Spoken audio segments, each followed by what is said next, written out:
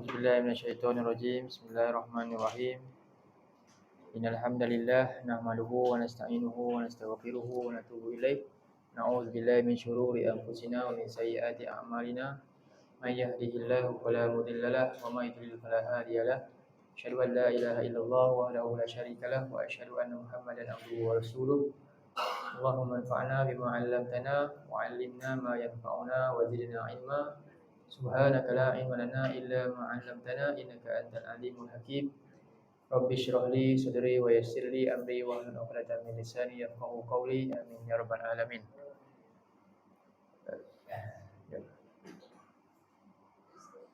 Di hari itu kita alhamdulillah syukur kepada Allah Subhanahu Wa Taala pagi ini dapat sama-sama kita kembali menyambung tadabbur kita pada ayat yang last, ayat yang ke-6 tentang orang-orang yang musyrik yang enggan untuk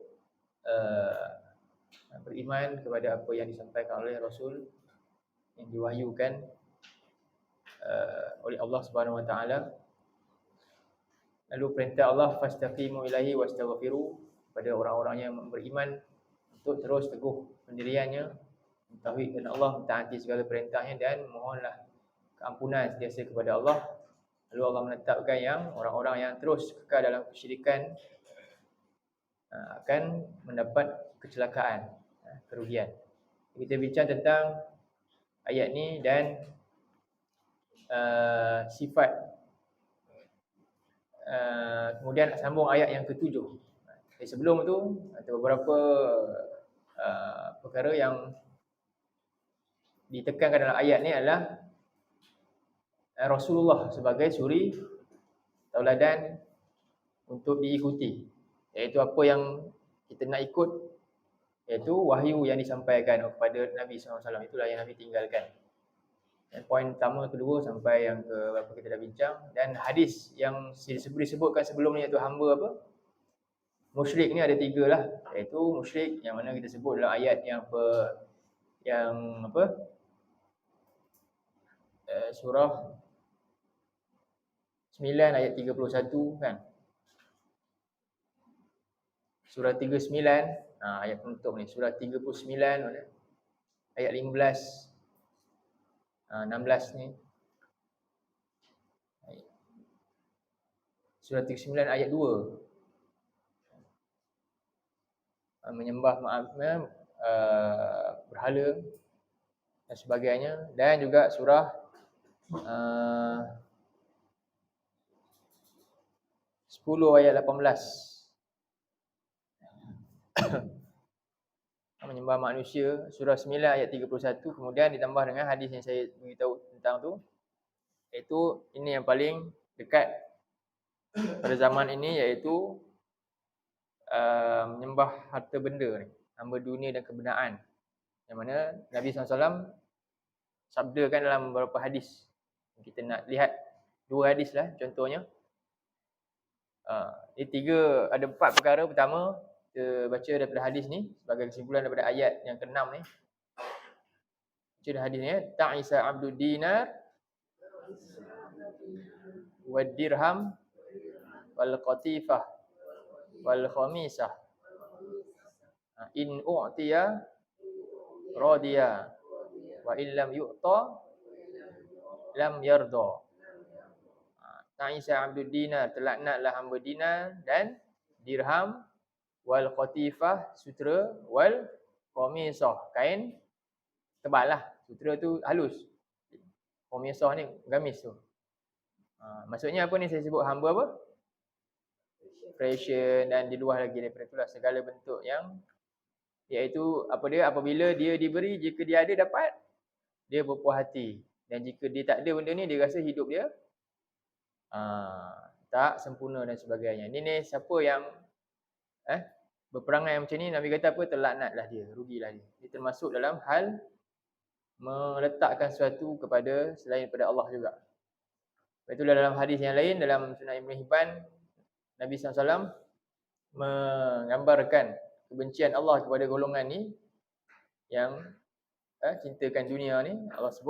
Nabi sebut dalam hadis ni, kita baca, innallaha yubghidu kulla ja'dariyin jawadin sakhabin bil aswaq jifatin bil lail himarin bin nahar alimin bi amri dunya jahilin bi amri akhirah.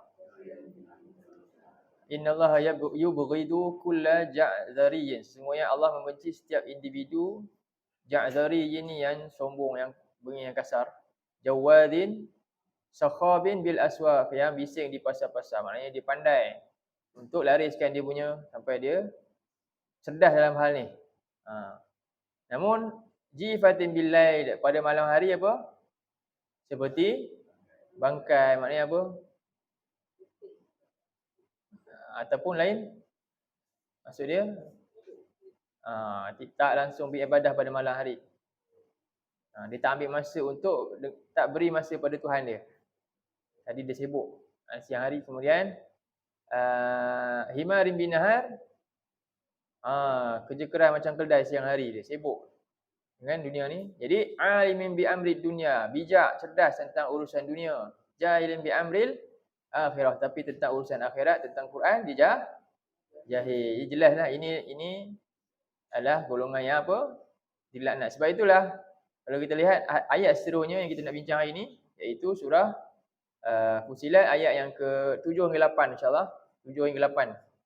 Jadi siapakah orang musyrik yang dimasukkan dalam ayat ni? Penyembah berhala atau apa? Jadi Allah menegaskan dalam ayat ni, siapakah orang musyrik? Yang kita nak baca ayat seterusnya.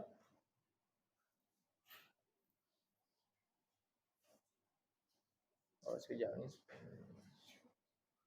Ayat 7 hingga 8. A'udzubillahi minasyaitonirrajim. Alladzina la yu'tuna az-zakata wa hum bil akhirati hum kafirun.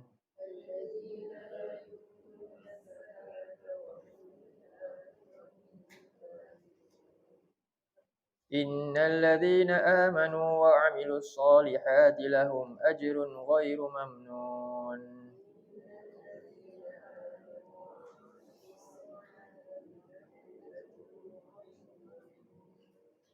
Alladzina la yu'tuna zakah. Okey, cuba kita terjemah satu-satu. Potong dulu. Alladzina iaitu potong, penggal dulu. Alladzina satu lagi. La yu'tuna. Ni senang nampak kan kalimah ni. Az-zakata. Kemudian wa lagi bi al-akhirati lagi kafiruna. Okey. Seterusnya inna ayat ke-8 terus. Kita sambung terus ayat 8. Lepas ni ayat kita semua dah secara ijmali, secara banyak terus kita tak ada dah satu-satu terjemah umum je. Inna lagi alladzina amanu wa amilu as-solihati lagi la ajrun ghairu mamnunun. Okey. Jadi alladzina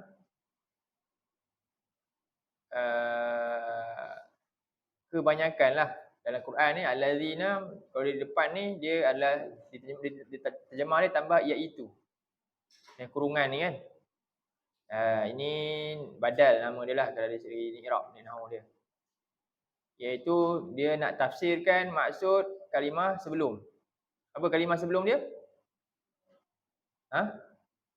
Kalimah sebelum, cuba tengok ayat sebelum. Kalimah lah dalam ayat sebelum apa?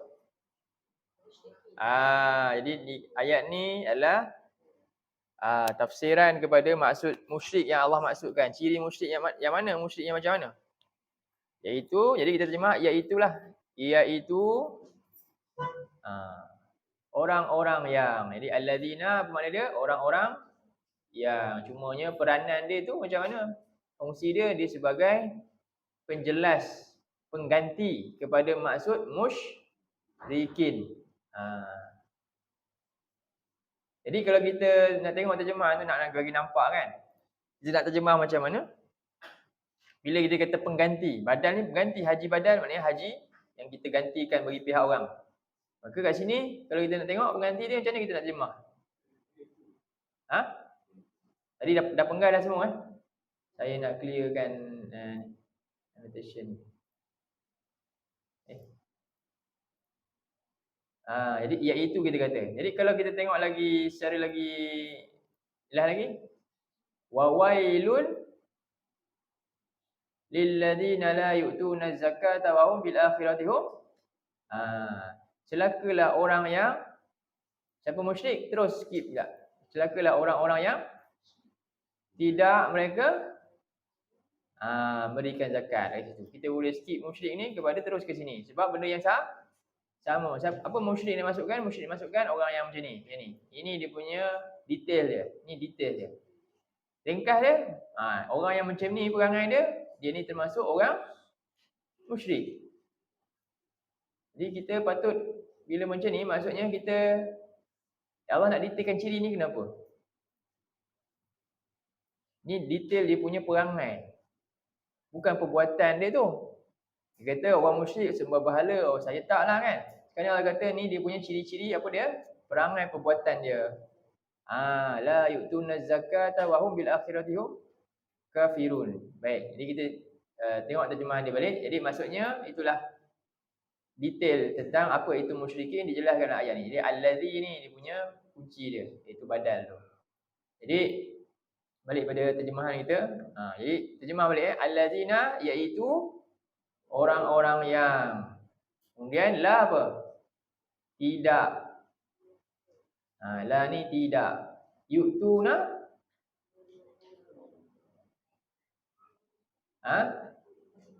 yu'tuna ni mereka memberikan ataupun menunaikan. Banyak makna dia nanti kita jelaskan. Kalau tengok makna ni kita tak nampak satu perkara, nanti kita tengok apa jenis zakat, apa maksud zakat sini ya. Tidak mereka menunaikan atau memberikan atau mengeluarkan. Bolehlah tu. Mengeluarkan, menunaikan, memberikan az-zakata. Jadi kita pun terjemah bahasa kita juga akan zakat. Dah jadi bahasa Melayu zakat. Jadi ni mungkin mengurangkan kefahaman kita lah bila macam ni keadaan dia. Wahum dan hum mereka bi dengan bi ni denganlah al-akhirah hari akhirat. Tapi kalau bukan hari akhirat pun boleh. Akhirat tu maksudnya boleh kata-kata segala berkaitan dengan perkara akhirat. Kita boleh terjemah perkara akhirat boleh, atau akhirat saja pun boleh juga. Kalau hari akhirat terjemahan dia yaumiddin, yaumil akhirah. Wa bil yaumil akhirah. Tapi kadang-kadang Allah sebut al-yaum, kadang-kadang tak sebut al-yaum, maka kita nampak perkara yang lebih tafsil dia lah lagi. Maksudnya seluruh berkaitan dengan akhirat. Perkara akhirat, hum mereka kafirun adalah orang-orang yang ingkar. Okey. Itu bahagian pertama ayat. Jadi kita masuk tadabbur dia. Kemudian ayat yang ke-8 inna. Dan Allah jelaskan dari dua kelompok yang berbeza, satu yang musyrik, satu yang kafir, satu yang mukmin. Okey. Inna sesungguhnya alladzina orang-orang yang amanu. Amanu ni telah beriman oleh mereka. Terjemahan dia macam itulah. Telah beriman oleh mereka. Kalau yang belajar kaedah ni, kaedah berapa? Murid Ustaz Sarah apa? Kat Puan Aisyah kaedah 8. Kaedah 8. Amanu telah beriman oleh mereka. Kaedah 8 ni. Apa tanda dia? Waw alif di akhir kalimah. Tadi ada kaedah berapa? Kafirun ni kaedah apa? Seringan ni. Ingat kaedah. Tujuh. Betul. Apa tanda kaedah tujuh ni? Aisyah? Waw nun berbaris fathah di akhir kalimah. Di awalnya bukan ya atau tak. Kenapa kalau yang tak dia sama macam ni nanti? Waw nun juga belakang ni. Yu'tuna ni kaedah berapa? 5. Betul. Ada apa? Depan ada ya. Di akhir kalimah ada waw. Jadi terjemah dia ada mesti ada perkataan apa? Ni nampak ada mereka kat sini. Jadi semua ni terjemah ni dia ada dia punya disiplin dia terjemah. Kenapa terjemah macam itulah ada dia punya kaedah. Okey. Jadi sesungguhnya orang-orangnya telah beriman oleh mereka dan amilu telah mengerjakan oleh mereka. Kita dah belajar dah amal ni kita kata buat pekerjaan. Bukan amalan. Amalan tu tak kita belum lagi alih bahasa. Kita belum terjemah lagi tu. Yang amilu apa dia? Telah mengerjakan oleh mereka as-solihati akan as-solihat kita terjemah kebaikan-kebaikan jemaah. Akan kebaikan-kebaikan bagi ni bagi mereka ajrun. Boleh tambah ada kat sini. Ada ganjaran. Ada ganjaran ghairu ni tidaklah. Tanpa pun boleh, tidak pun boleh. Mamnun. Mamnun ni putus-putus boleh ataupun saya terjemah ditahan. Tidak ditahan-tahan. Kenapa kita kata tak ditahan-tahan? Ganjaran sekarang ditahan ke tak ditahan? Kalau sekarang tu.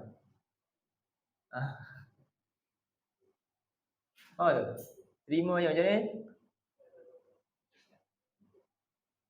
Jadi itu maksud dia tak putus-putus tanpa ada siapa pun boleh halang dia, tak ditahan-tahan lah. Itu antaranya nanti kita tengok apa maksud dia. Yang tak ditahan atau tak putus-putus ni. Boleh terjemah dua-dua lah. Tidak putus-putus boleh. Tidak ditahan. Tahan. Okey.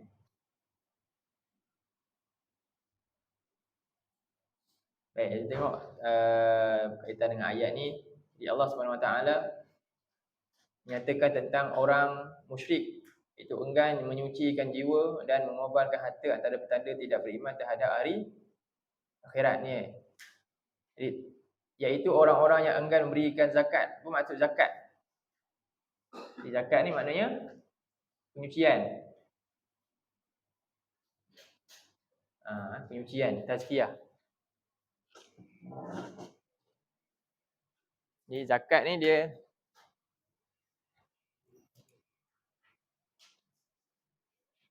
az-zakah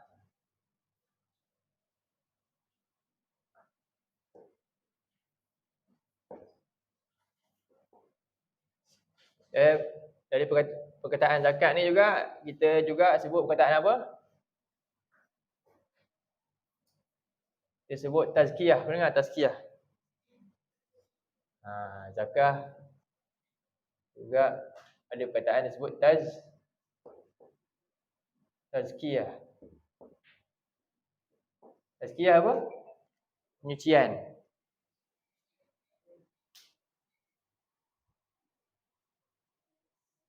Di penyucian dia ada qalbiyah, hati. Lagi ada yang maliyah apa? Harta.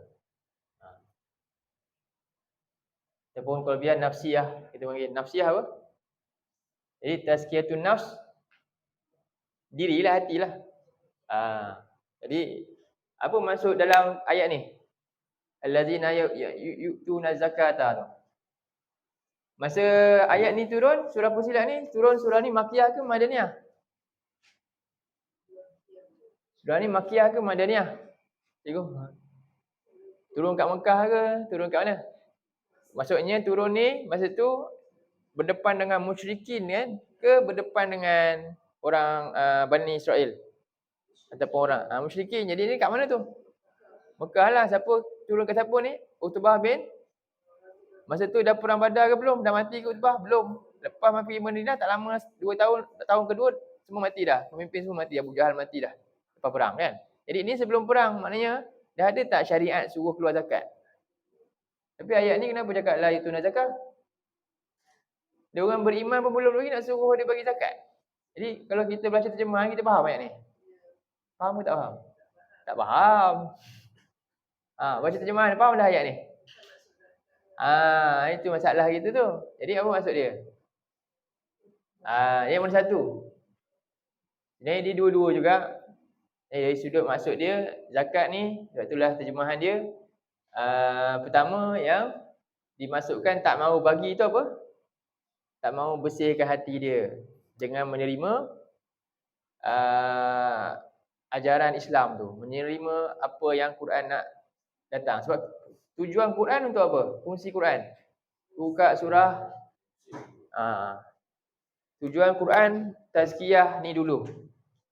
Ini yang pertama, yang utama. Nak zakat, yang kedua baru ni.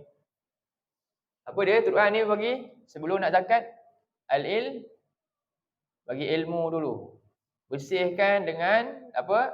Masuk sesuatu dengan dapatkan ilmu daripada Quran. Sebab itulah Allah sebut dalam surah 2 ayat 1 ayat ni 51. Cuba tengok. 151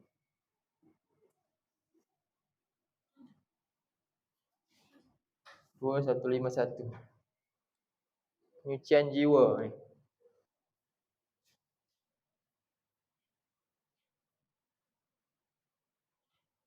Penyucian hati. Dengan ilmu itulah belajar untuk beriman.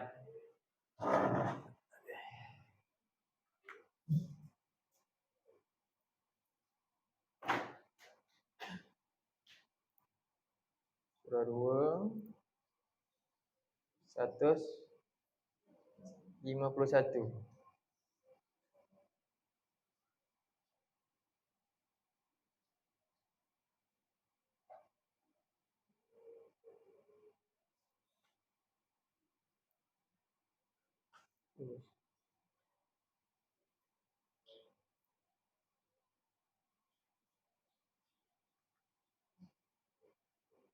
A'udzubillahi minasyaitonirrajim.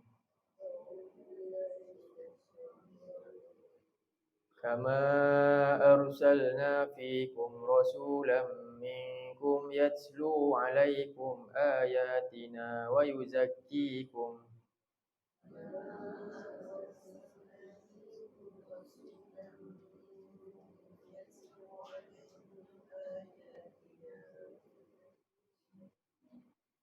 Wa yuzakkikum wa yu'allimukumul kitaba wal hikmata wa yu'allimukum ma lam takunu ta'lamun.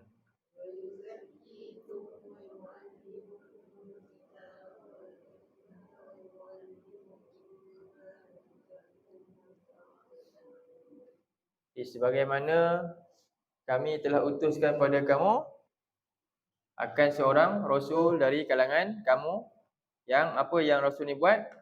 Tilawah dulu. Tilawah, membaca. Jadi membacakan ke atas kamu ayat-ayat kami. Ini syarat pertama lah. Nak dapat ilmu ni, nak dapat pembersihan yang utama, mesti ada sumber dia dulu. Dari mana dia mesti ada barang yang boleh lakukan hal tersebut. Taharah tu. Iaitu Al-Quran. Sebab itulah kita kalau nak bersuci taharah, kita kena ada apa? Fizikal. Antaranya kalau belajar fiqh, medium dia. Medium. Taharah, air. Kalau tak ada air, pilihan lain? Tayamum. Debu lagi.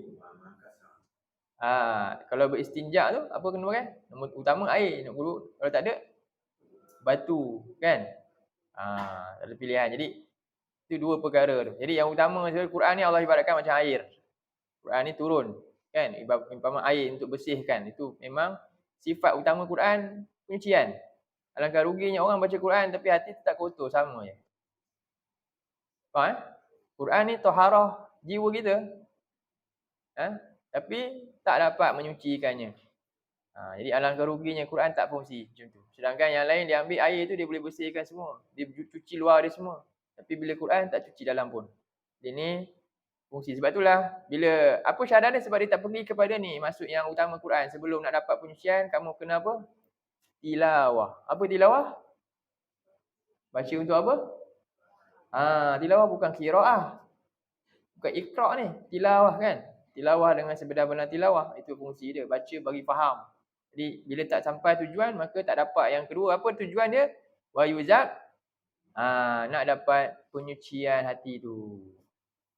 Bila dah dapat ni apa dapat? Allah kata wa yu'allimuhumul kitab wal hikmah. Dapatlah, barulah dah bersih baru boleh masuk benda.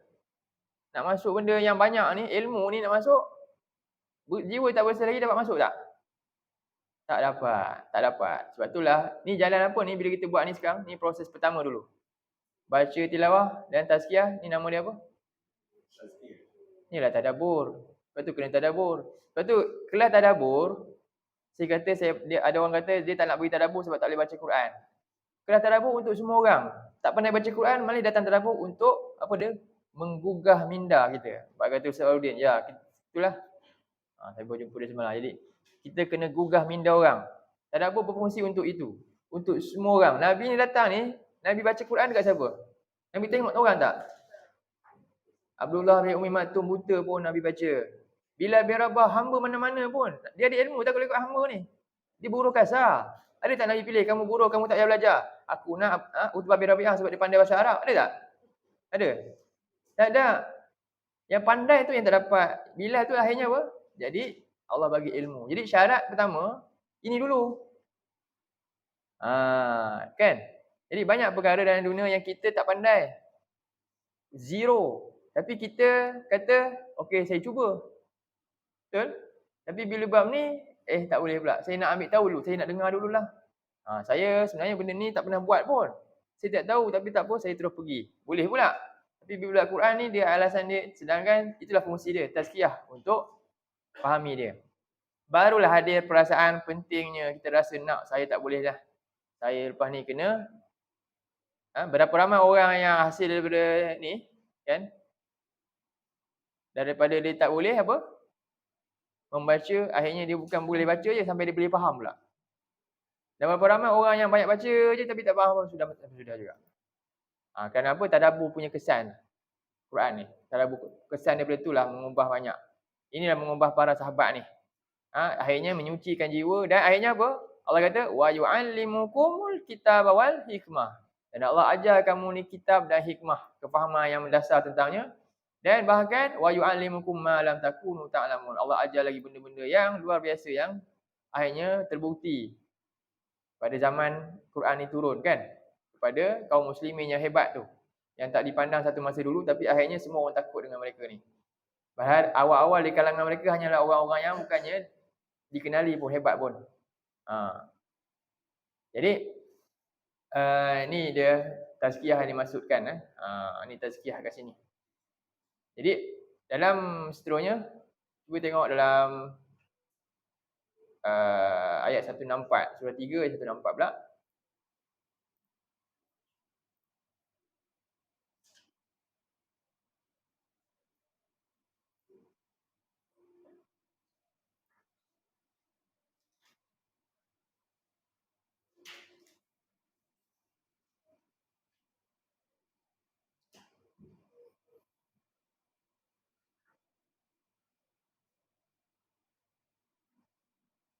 A'udzubillahi minasyaitonirrajim. Laqad manna Allahu 'alal mu'minina idz ba'atsa fihim rasulan min anfusihim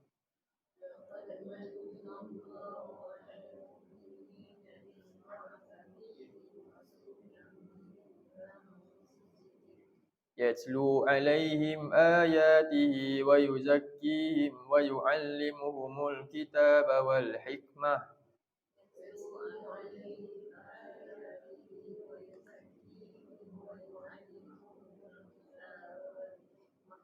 وإن كانوا من قبل لفي ضلال مبين.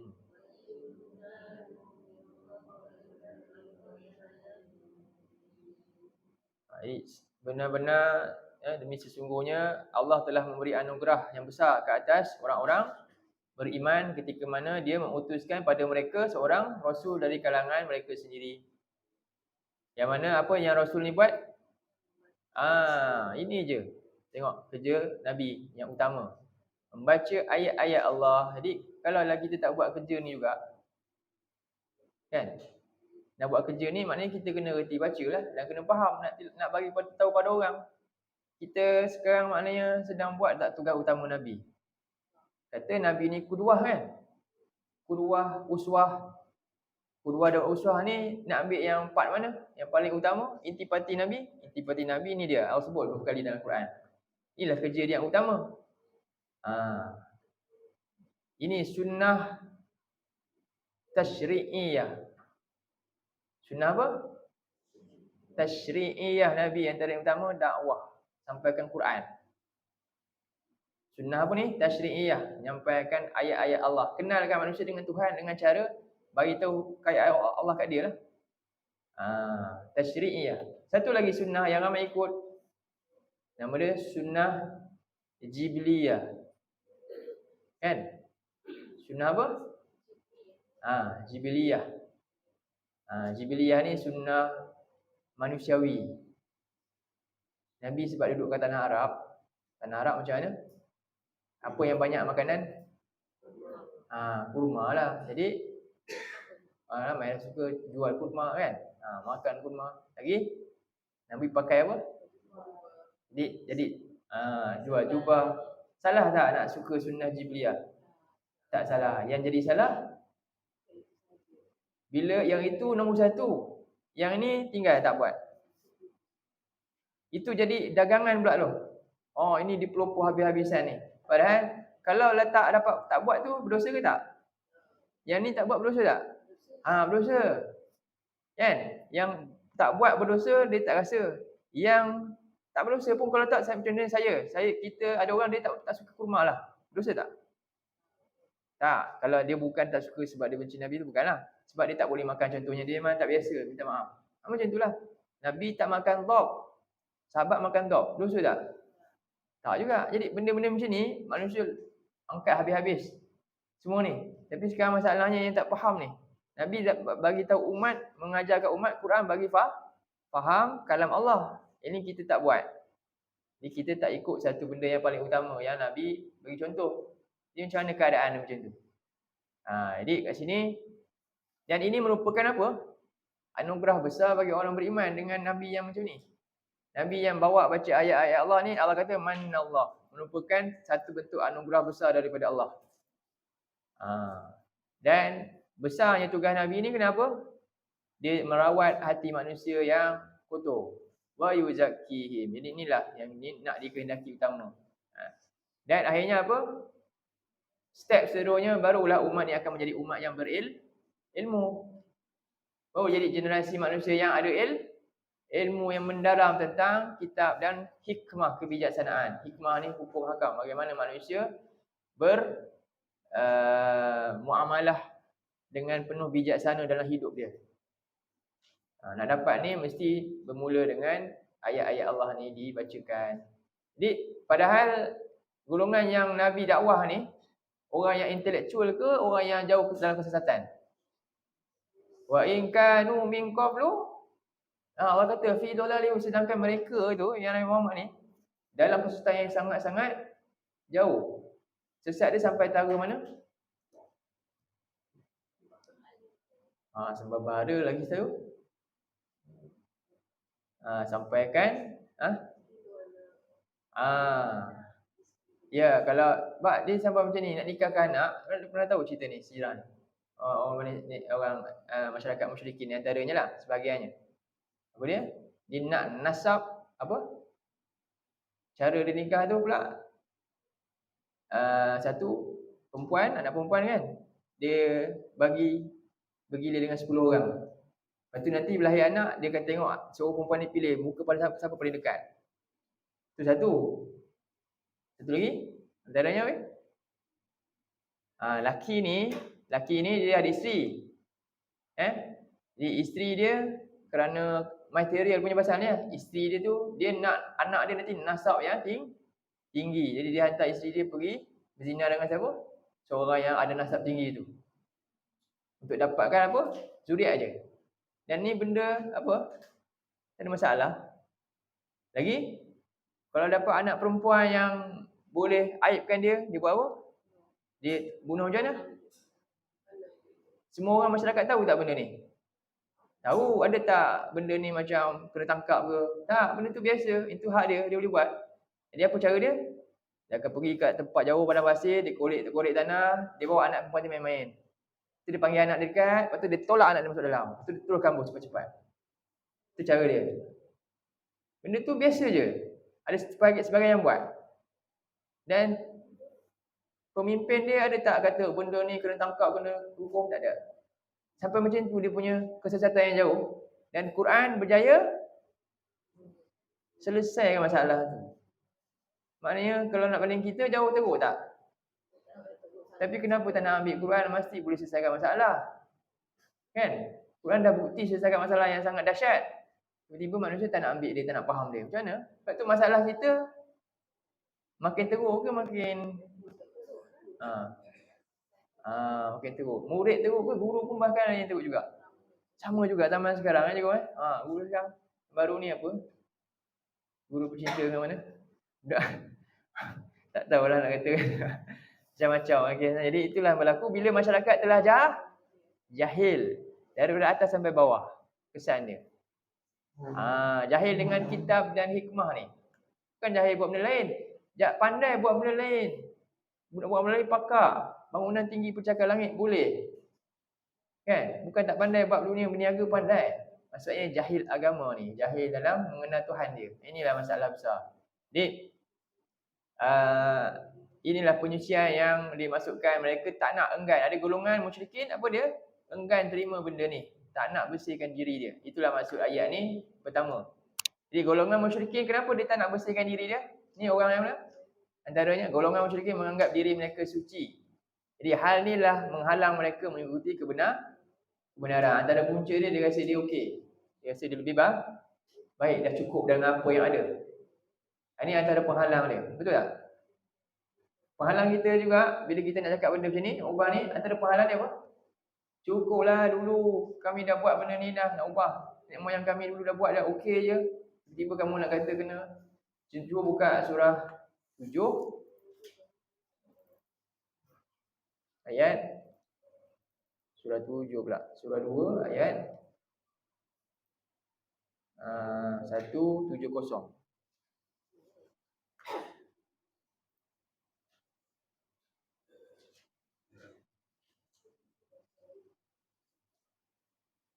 Surah 2, 170 ni apa?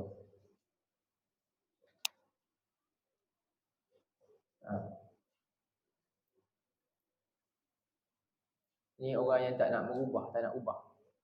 Dia dah nak kekal macam tu. Dan dia rasa okey, dia rasa dia lebih, keadaan ni lebih bagus. Wa idza qila lahum ittabi'u ma anzalallahu, bila diajak mereka ni untuk ikut apa yang Allah turunkan, apa mereka kata? Qalu bal nattabi'u ma alfaina alaihi aba'ana. Bahkan kami tetap kekal nak ikut apa yang dah ada generasi demi generasi dulu ni. Nenek moyang kami dah buat dah. Ya awalau kana aba'uhum la yaqiluna syai'an wa la yahtadun. Adakah mereka nak kekalkan perkara ni dan nak ubah, sedangkan dah datang benda yang nampak benar, kebaikan ni lebih baik lagi, walaupun nenek moyang mereka dahulunya apa? La yaqiluna syai'an, tak memahami sesuatu perkara tentang hal ni. Wala yahtadun, dan mereka tidak berada di atas petunjuk yang jelas sebagaimana yang telah didedahkan depan mata kamu pada sekarang ni, waktu ni. Ini maksud dia. Ini halangan-halangan dia. Merasakan apa yang dah ada tu dah cukup. Jadi ini apa dia? Kaum ataupun golongan yang tak nak berubah. Jadi musyrikin ni dah anggap mereka ni macam itu. Sedangkan Allah lebih tahu mengenal hamba-hamba yang dialah yang menyucikan hati siapa yang dikehendakinya dengan Allah turunkan ni Quran ni untuk beroleh hal demikian. Jadi kita tak ada sumber lain untuk kita betul-betul boleh bersih jiwa melainkan dengan apa dah? Dengan apa? Ayat-ayat Allah ni juga kita kena balik kat sini. Tidak, memang tak dapat selesai masalah kita. Dalam surah 4 ayat 49, 4 ayat 49,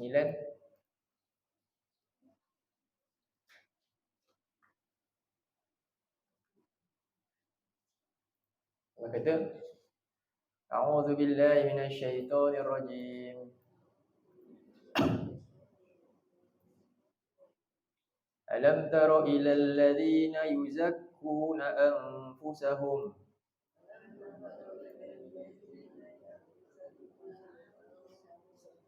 balillahu yuzakki man yasha'u wa la yuzlamuna fatila.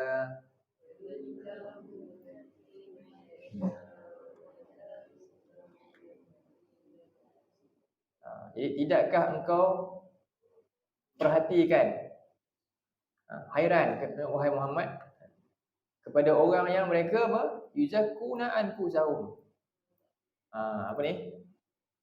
Bersihkan diri dia sendiri. Dia rasa macam dia tak perlu. Dia nak, faham? Cukup dah. Jadi kita kena bimbang. Patutnya kita kena rasa apa dia? Kenapa kita kena tahu ayat-ayat Allah ni? Terlalu banyak apa? Kekurangan kita. Jadi orang yang macam ni dia sombong dengan ayat-ayat Allah. Inilah orang musyrikin ini masukkan. Apa yang dibawa mereka ni, bahkan mereka kata dalam ayat lain apa dia? Kami pun boleh buat benda yang sama. Tapi Allah cabar mereka tak boleh buat pun. Bahkan sebenarnya apa dia? Balillahu yuzakki man yasha. Bahkan Allah lah yang menyucikan siapa yang dia kehendaki. Macam mana cara dia antaranya? Allah turunkan wahyu ni. Wala yuzlamuna fatila, dan mereka tidak ada aniaya sedikit pun. Jadi jalan untuk dapat menyucikan jiwa kita ni daripada kotoran ni dengan ikut apa yang Allah telah tetapkan. Hanya Allah yang boleh lakukan ni. Dalam ayat satu lagi, buka surah 53 ayat 32. Dari ciri-cirinya, surah 53 ayat 32.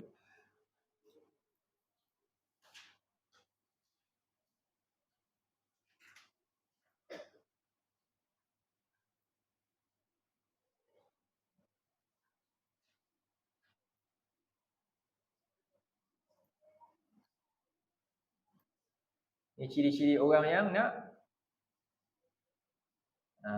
menyucikan jiwa dia.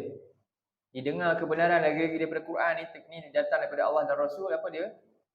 Dia sentiasa nak jauhkan, dia sentiasa akan terima sebaik-baiknya. Dalam ayat ni Allah firman, alladzina yajtanibuna kaba'iral itsmi wal fawahisha illa lamam.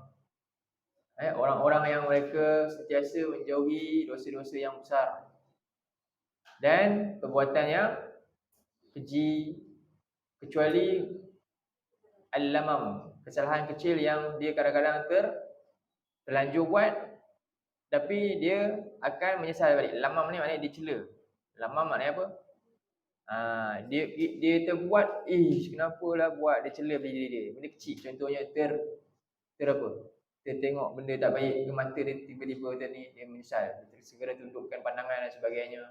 Itu lamam. Yang tak dapat kadang-kadang kita untuk elakkan kadang lisan kita terkasar ke, terlebih ni ke. Jadi inilah ciri-ciri orang yang sentiasa dapat penyucian jiwa lah. Jadi inna rabbaka wasi'ul maghfirah, sesungguhnya Tuhan engkau amat luas keampunannya. Huwa a'lamu bikum iz ansha'akum minal ardi, dialah yang paling tahu keadaan kamu ketika sejak bila? Sejak dia ciptakan kamu dari bumi ni, keluarkan daripada ni. Iaitu Nabi Adam lagi, sejak zuriat di sana Wa id antum ajinnah, dan ketika kamu berada dalam perut ibu, janin dalam perut lagi. Ummahatikum. Jadi oleh itu apa dia? Fala tuzakku anfusakum. Apa maksud dia? Janganlah kamu anggap diri kamu suci, iaitu dengan ni. Biarkan diri kamu tak nak jauhi segala perkara ni. Kenapa? Jadi berkaitan dengan ni, kabairul itsm wal fawahish ni, semuanya teguran ni daripada wahyu lah sampai. Nabi ajar ni untuk ajak siapa? Utbah bin Rabi'ah, Abu Jahal tu untuk apa? Ijtanib, jauhi daripada dosa besar yang mereka buat, iaitu syirik. Tapi mereka tak nak sucikan diri, dia tak nak buang. Itulah. Jadi fala tuzaku anfusakum, janganlah kamu anggap diri kamu itu suci. Huwa a'lamu biman ittaqa, dia lah yang paling tahu siapakah orang yang bertakwa. Adalah surah 24. Surahnya surah 24 ayat 21.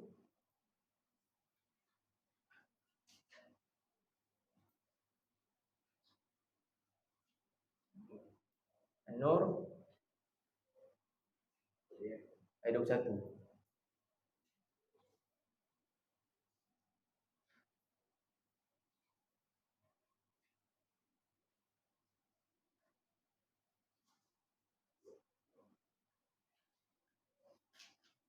Allah firman, a'udzubillahi minasyaitonirrajim. Ya ayyuhalladzina amanu, wahai orang-orang yang beriman, la tattabi'u khutuwatis syaitan, janganlah kamu mengikuti langkah-langkah daripada syaitan. Kemudian wa may yattabi' khutuwatis syaitan, siapa yang ikut langkah daripada syaitan ini, fa innahu ya'muru bil fahsya'i wal munkar, sesungguhnya ia hanyalah menyuruh kepada perbuatan keji dan munkar. Walaula fadlullah alaikum wa rahmatuhu, kalaulah tidak kerana kurniaan Allah ke atas kamu. Apa maksud dia? Kurniaan apa? Ni sama macam surah 10:57 yang kita baca. Apa maksud kurniaan Allah? Al-Quran. Apa maksud rahmat dia? Bila kita jadi ahli dia, faham dia, hayati dia, dan buat apa yang dia anjurkan dalam dia. Jadi inilah dia. Inilah jalan untuk apa orang kata? Kalau tak kerana Quran ni dan rahmat aku yang mana aku jadikan kamu orang yang dapat beriman dengan dia, dapat buat ni, kamu tak akan dapat apa? Bersih jiwa. Ma zaka minkum min ahadin abada. Tak ada seorang pun dari kamu ni akan bersih daripada dosa.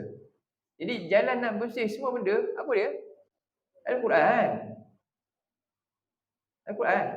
Banyak penekanan dalam ni. Saya nak fokus tak benda ni lah dia sebenarnya. Kita belajar ni semua balik kat sini balik. Jadi tetapi apa? Walakinallaha yuzakki man yasha. Nikmat. Jadi nikmat pertama, fadlullah ni, Quran Allah bagi dah hari ni. Tapi yang nak dapat rahmat ni untuk apa? Dengan Quran tadi, wa yuzakkihim. Itulah dia tilawah Quran untuk penyucian hati. Tapi ada orang yang enggan. Enggan ni antara yang terdekat, Allah kata ciri siapa ni? Ciri perangai musyrik dah ada dengan dia. Siapa yang tak nak ambil Quran dan ambil Quran sampai jiwa dia bersih daripada sifat tadi, kan? Ini dah masuk hampir-hampir ciri siapa? Hui. Macam mana nak cakap? Itu simpul dia ayat ni. Sebab tu Allah kata ni, lepas cerita musyrik je, siapa mereka? Allazina la yu'tuna zakat, iaitu orang yang tak enggan nak bersih jiwa. Jom kita belajar Quran, marilah cucikan jiwa. Rupanya dia syirik dengan material. Sebab tu dia tak nak buat, dia tak sanggup buat. Dia lebih suka buat benda lain tu kan, yang boleh dia boleh susah payah dengan benda lain, maknanya dia sedang sekutukan Tuhan dia dengan benda tu, nafsu dia tu, dan tinggalkan benda yang penting untuk dia ni. Faham tak? Itulah sampai ke situ lah tadabbur kita tu. Jadi pentingnya kita nak sedarkan manusia dengan apa? Sungguh-sungguh ambil Quran ni untuk fahami dia, belajar dia.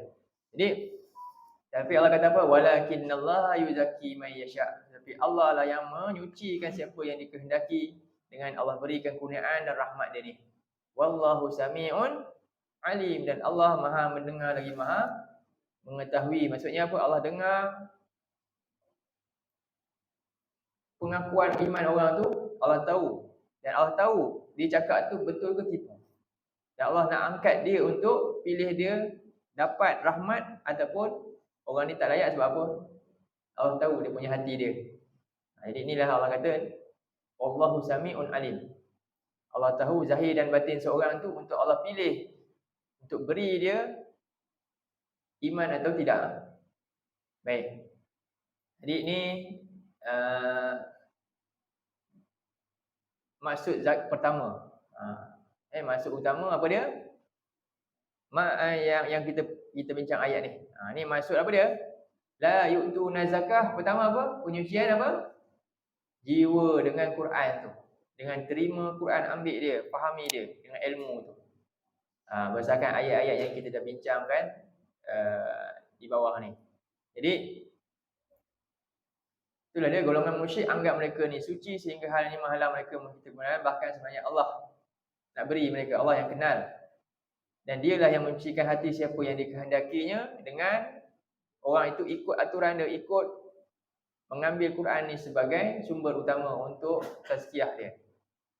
Dan sebab itulah poin ketiga, jalan utama bagi membebaskan diri daripada kebinasaan dan sifat-sifat tercela seperti syirik, nifak dan ragu-ragu terhadap hari akhirat ialah yang seterusnya menyumbangkan segala nikmat yang Allah beri pada jalannya. Sebab itulah macam ni kita para sahabat Nabi kan, dia nak ikut Nabi, apa dia kena buat? Dia nak ikut Nabi tu senang ke susah? Bila Rabah sebab ikut Nabi, dia kena buat apa? Kena jadi apa? Ibnu Mas'ud dia nak baca Quran sampai dia kena pukul, dia nak dibunuh juga. Dia nak ikut Nabi punya pasal dia kena terpaksa korbankan tak? Dia terpaksa korbankan banyak perkara dalam hidup dia. Korbankan benda yang dia suka, korbankan harta dia, bahkan nyawa dia terpaksa korbankan. Jadi sebab itu dia sangat berkait rapat. Iman dengan dua-dua ni sebenarnya berkait rapat. Dia tak boleh salah satu. Jadi sebab itu Allah kata bila kita enggan untuk bersihkan jiwa tadi kan kita sedang letakkan diri kita kepada apa? Kecelakaan. Fawailul lil musyrikin, ayat tu. Dan jalan untuk kita juga dapatkan ilmu ni kan, penyucian jiwa ni betul-betul tak dapat tidak kita kena korbankan apa? Kena buat ni. Lagi banyak yang ni, lagi banyaklah kita dah dapat. Lagi banyak kita keluarkan ni, yang kedua ni, lagi banyaklah kita akan dapat yang pertama ni. Ni nombor satu, ni dia punya tujuan. Tapi dia kena juga diikuti dengan ni. Sebab itulah Allah kata, solat, kemudian yuqimuna solat, yu'tuna zakat. Tak akan pisah. Solat tu bukti iman. Kan? Kenapa mesti bukti iman tu? Dia kena keluarkan apa? Zakat. Dia saling bersangkutan. Dia tak boleh pisah satu sama lain. Lepas tu dalam surah 2 ayat 195 Allah berfirman, cuba tengok surah 2 ayat 195.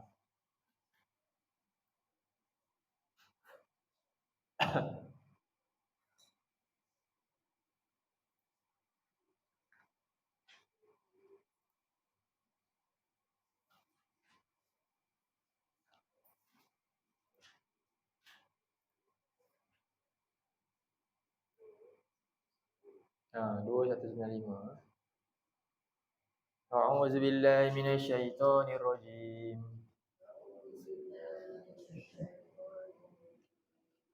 Wa anfiqu fi sabilillahi wa la tulqu bi aydikum ila tahlukati wa ahsinu.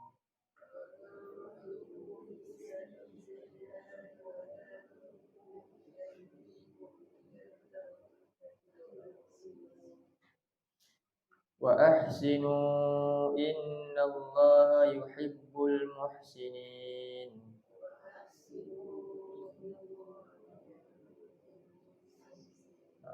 Dan belanjakanlah harta kamu, belanjakanlah kamu pada jalan Allah.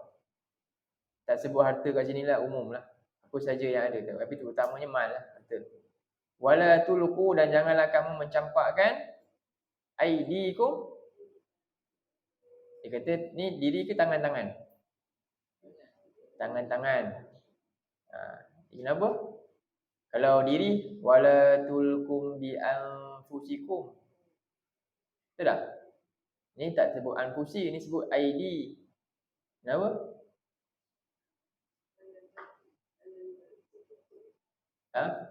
Jadi Allah kata janganlah campakkan tangan-tangan kamu kepada kebinasaan. Jadi bila kita kata apa yang paling utama, apa yang mewakili seluruh kita ni bila kita bekerja ni, tanganlah, hasil tangan kita kata, kerja tangan, semuanya tangan. Jadi dengan perbuatan tangan ni mewakili semua benda, semua tubuh kita ni. Itu Allah kata dengan ni, dengan tangan dia punya pasal, apa jadi? Semua hancur. Ni punya pasal rosak susu sebelanga lah, macam tu lah kita kata. Tangan punya pasal apa? Kita diberikan. Jadi jangan mencampakkan kamu dengan apa dia? Lawan dengan infak ni, iaitu dia bersikap kedekut untuk infak fi sabilillah.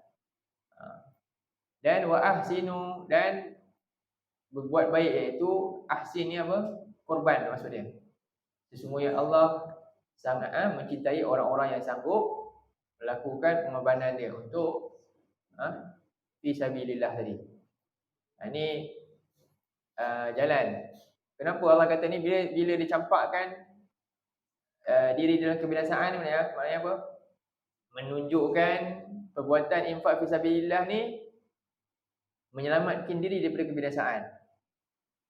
Membersihkan banyak perkara, menyelamatkan daripada banyak perkara. Antaranya jalan nak menyucikan jiwa kita dengan infak tu. Sebab tu dalam surah 9, cuba tengok surah 9 ayat 103. 9:1-3 pula. Kaitan dia.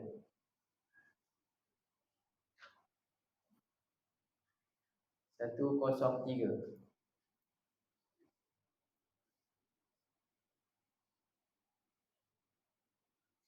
A'udzubillahi minasyaitonirrajim. Khuz min amwalihim. Ambillah bahagian daripada harta-harta mereka ni semua. Sedekah. Sebagai zakat, sedekah. Untuk apa? Tengok. Apa tujuan? Tutahhiruhu, untuk membersihkan mereka daripada dosa-dosa. Dan yang kedua, wa tuzakkihum, membersihkan diri mereka daripada penyakit-penyakit hati, dalaman pula.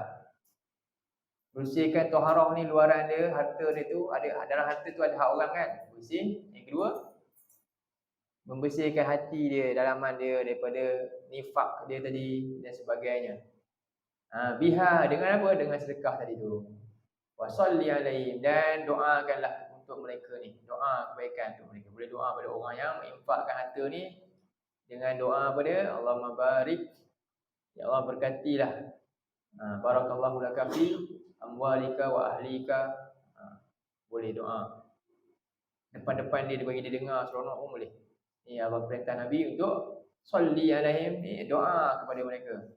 Inna solataka sakanul lahum, kerana sesungguhnya doa-doa engkau ni akan menenangkan mereka. Jadi orang yang buat ni maknanya apa? Dalam keadaan disedekah ni sebab nak sucikan daripada dosa dia. Itulah tujuan utama dia. Dan hal ni bila dengan doa lagi menenangkan hati mereka, itu mereka harapkan. Boleh doakan. Wallahu sami'un alim, dan Allah Maha mendengar lagi Maha mengetahui. Jadi kekuatan iman ni bergantung kepada kekuatan apa dia? Infak tu juga. Ingat, kekuatan iman semua orang kuat ni lagi bergantung kepada apa? Kekuatan infak fi sabilillah dia. Nanti last kita tengok kata-kata para ulama, seorang ulama Zamakhsyari tadi dia kata. Sebab tu Allah kata lagi, ini jalan untuk berjaya, untuk beroleh kejayaan, iman kita benar dan teguh ni, jalan dia memang kena buat apa? Sumbang. Itulah kerjanya. Itu dalam surah 64 ayat 16. Cuba tengok. 64 ayat 16. Sebab itulah Abu Bakar adalah orang yang paling apa?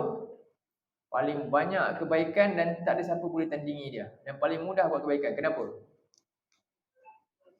Abu Bakar terkenal dengan kekayaan, kedermawanan. Kedermawanan dia.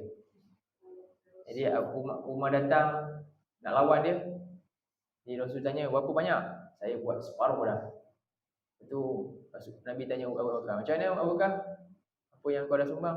Semua dah. Si Umar mengalah tu, kata dia terus, dia surrender dah. Jadi nanti kita tengok ayat tentang Abu Bakar, apa perbuatan dia yang jadi begitu. Macam mana dia boleh mudah sampai begitu? Jadi kita tengok surah At-Taghabun dulu ayat 16. 16 ke 14? 16. Ya Allah berfirman, a'udzubillahi, kita baca ayat ni. A'udzubillahi minasyaitonirrajim. Fattaqullaha mastata'tum wasma'u wa ati'u.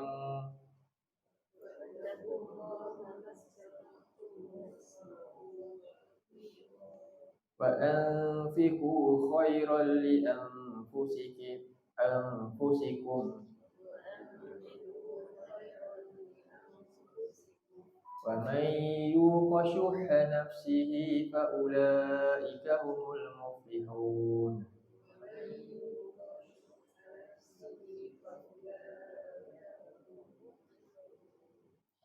Fattakullah, maka bertakwalah kamu kepada Allah.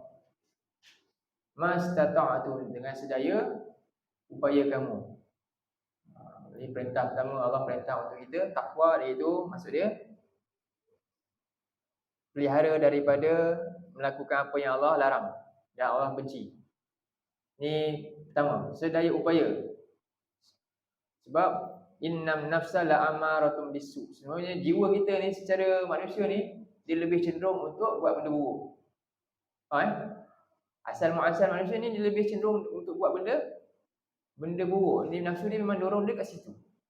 Jadi Allah perintah untuk apa? Kita sedaya upaya takwa, sedaya upaya kita untuk jauhi daripada benda ni yang Allah murka, yang boleh dapat kebencian Allah. Dan dengan buat apa pula supaya dapat kekuatan untuk dapat jaga ni? Sibukkan diri buat ketaatan, sibukkan diri dengar kebaikan, dengar pesanan, peringatan dan buat ketaatan. Sebab tu yang kedua kata ni apa? Wasma'u wa ati'u. Dengar perintah Allah ni banyak-banyak dan buat. Sibukkan diri. Bila kita mampu buat ni, kita mudah untuk buat pertama ni. Pertama ni paling utama, ni dosa. Ini berkaitan dengan dosa dan ini perkara paling utama kalau tak boleh buat, yang humban manusia dalam neraka. Faham kan? Siapa tak takwa, tempat dia kat mana? Neraka. Sebab ni punya pasal. Walaupun dia boleh masuk syurga, tapi dia kena masuk neraka dulu dengan dosa dia. Jadi Allah tentang ni dulu. Jadi fattaqullaha mastata'tum ni berkaitan dengan benda yang boleh menyebabkan dia berdosa. Dan ini mengakibatkan dia peluang masuk syurga dia jadi tipis. Jadi bila dia buat ni, usaha untuk jauhi daripada perkara yang buruk ni, yang dosa besar dan dosa kecil ni, ataupun dosa yang tak sengaja ni, apa cara untuk dia dapat kekuatan buat ni? Dia kena selalu apa? Dengar ayat-ayat Allah. Dan yang kedua, dia selalu buat apa? Sibukkan diri untuk taat apa yang dia dengar. Ni yang keberapa? Perkara kedua, perkara ketiga. Lagi satu, nak bagi lagi kekuatan supaya dia dapat takwa lagi. Apa dia? Wa anfiqu khairan. Ni nampak. Dan sumbangkan, belanjakan, keluarkan, infakkan apa saja yang terbaik untuk diri kamu. Apa saja yang terbaik untuk selamatkan diri kamu daripada kena azab ni. Anfiqu. Jadi inilah orang yang akan beroleh kejayaan. Wa may yuqashuhan nafsi. Siapa yang dapat jaga diri dia? Yuqa ni perkataan ni daripada perkataan mana? Yuqa ni daripada mana? Yang pertama balik. Allah tutup balik ayat ni. Semua ni tadi panjang. Auto balik wa may yuqa. Apa dia? Takwa. Yuqa ni takwa lah. Siapa yang dapat pelihara diri dia daripada sifat kedekut. Syuhha ni kedekut. Ada pendapat kedekut dia lebih teruk daripada bakhil. Syuh ni lebih teruk daripada bakhil diri. Jadi siapa yang dapat bebaskan daripada ni, sebab manusia memang macam ni. Jadi dia boleh bentengi diri daripada terpalit benda ni, maka faulaika humul muflihun. Mereka lah orang-orang yang beroleh kejayaan. Jadi maksudnya kedekut ni banyak macam-macam lah. Malam manusia kedekut juga. Apa dia kedekut? Kita kedekut dengan Allah. Nak belajar Quran setengah jam pun kedekut. Kan? Berkira. Baca sikit dia tengok pukul berapa dah. Ni lagilah. Kedekut betul. Buat benda lain tak kedekut pula. Kan? Dia boleh pergi cuti. Dia boleh pergi mana? Kos kadang-kadang ribu-ribu kan. Dia boleh dengan mudahnya. Tiba-tiba untuk belajar Quran ni, wih, dah mahal lah baru. Padahal kalau banding dengan makanan dia lagi mahal. Kedekut juga. Jadi benda-benda ni kadang-kadang manusia tak terfikir sebab dia ikut nafsu dia. Dia fikir ikut nafsu dia. Kalau dia fikir ikut ilmu, dia akan rasa benda ni sangat sangat kecil bagi dia. Betul tak? Jadi ramai yang fikir ikut nafsu, akhirnya tengok dia punya berkira dengan Tuhan. Dia punya berkira tentang benda yang paling penting, iaitu tazkiyah jiwa dia tu. Ni. Tapi bab lain tak kira langsung. Ini yuqasyuhah tu, perangai syuh. Inilah yang Allah kata takwa. Sebab tu Allah kata takwalah kepada aku ni, buat sebaik-baiknya. Inilah Allah kata orang yang beroleh kejayaan. Apa ciri-ciri utama dia ni? Ini orang yang memiliki iman yang sebenar-benarnya. Apa dia kena buat? Kesimpulan dari semua yang kita baca tadi. Cuba buka surah 6. Surah 6. Sekejap. 8. Ayat 72. Surah 8 ayat 72.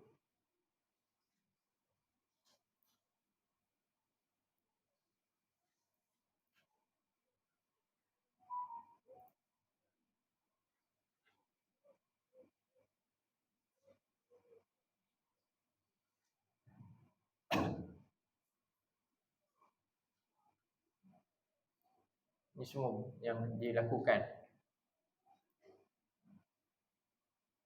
Panjang? Nampak? Kecil pula saya.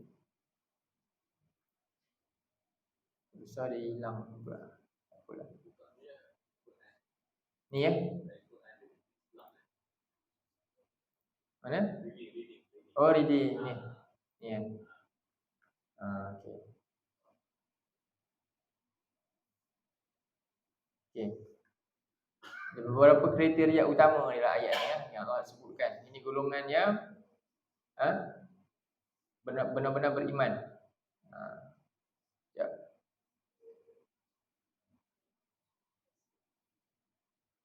Ayat berapa tadi? 72 saya kata. Surah 8.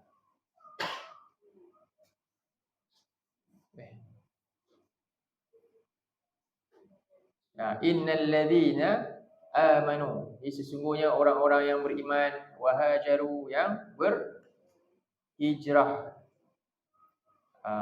Maknawi dengan isi hijrah sikap dia dan hijrah tempat. Hijrah pertama sikap, perubahan diri dia. Jahil kepada berilmu. Itu. Syirik kepada tauhid. Ahli maksiat kepada ahli taat. Itu semua hijrah juga. Daripada halal kepada yang haram kepada yang halal. Itu semualah. Kemudian kalau tak lebih lagi hijrah dia, kalau dia sampai terpaksa tinggalkan tempat kerana tak boleh nak hijrah sikap dia tadi, kan? Tempat ni dia tak mampu nak ubah. Dia tak boleh nak jadi ahli taat sebab tempat tu terlalu, environment dia terlalu memaksa dia, terpaksa buat jahat. Dia kena buat apa? Itu baru hijrah makaniyah, hijrah tempat. Pindah pula tempat. Contohnya ada kerja. Kerja ni saya memaksa saya untuk tak solat. Kerja ni memaksa saya untuk terpaksa jual benda haram. Apa nak buat? Hijrah lah. Tukar kerja lah. Nanti boleh kena azab. Pasal tu punya pasal. Walaupun awak tu solat. Jadi ini yang kedua. Nak buat ni susah ke senang? Susah.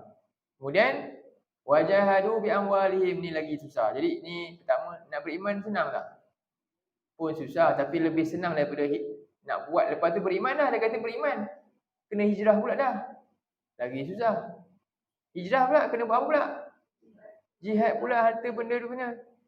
Hijrah punya pasal akhirnya orang Mekah ada harta ke tak ada? Pergi Madinah. Hijrah punya pasal harta dia lenyap. Semua, tak ada apa dah. Lepas tu kena jual pula harta dia dekat siapa? Dekat Syam. Itulah perang Badar berlaku. Ada berapa? Hampir 100 juta harta bawa balik. Lepas tu Nabi nak pergi ambil daripada Abu Sufyan tu dengan 40 orang tu. Ada ribuan ekor unta hasil daripada perniagaan harta-harta orang Mekah yang berhijrah ni. Abu Sufyan and the gang ni pergi buat benda tu. Dia bawa balik banyak. Jadi Nabi nak ambil tu, akhirnya berlaku peperangan. Itulah perang Badar berlaku kisahnya. Pada bulan Ramadan juga.